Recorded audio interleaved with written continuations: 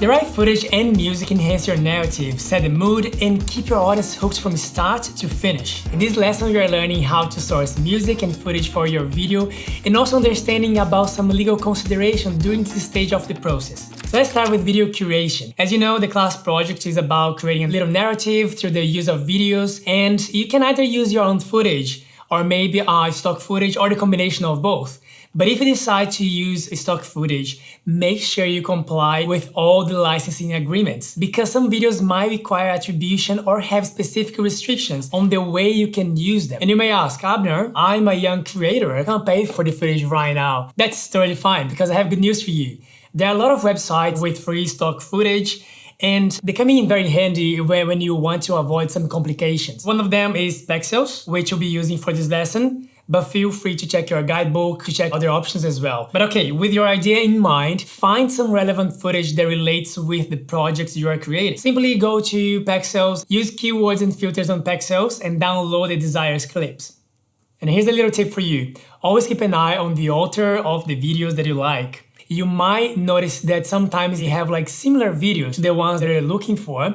And if you download them or download videos part of a collection maybe, you can actually create like a better harmony during the editing process because they're going to look alike. Okay, now let's talk a little bit about the role of music. Music, as you probably know, plays a very crucial role for video editing, as it can help you to evoke emotions and enhance your storytelling. However, it's very important to consider copyright when you're using music for your video. And just so you know, copyright is actually a pretty cool thing.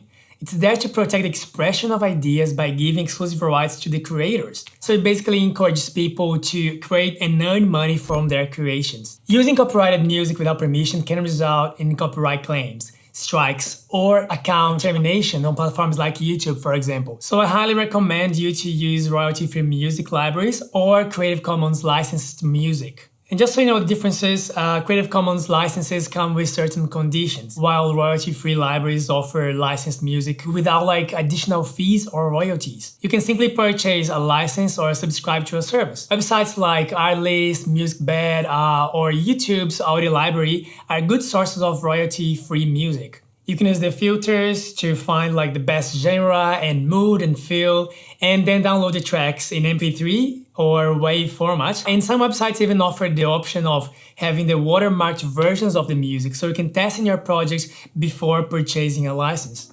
To sum it up, when sourcing music and footage for your videos, explore royalty-free platforms, keep an organized file system, and be aware of copyright laws. By doing so, you create videos that are not just visually and audibly cool, but also legally compliant. Explore some of the websites in your guidebook looking for footage and music for the video you're creating. Once you have all that you need, it's time to organize and prepare them for the editing process. Ensure they are like properly labeled and in the right folders. This way you can be ready for the next lesson where we'll be talking about the fundamentals of Adobe Premiere.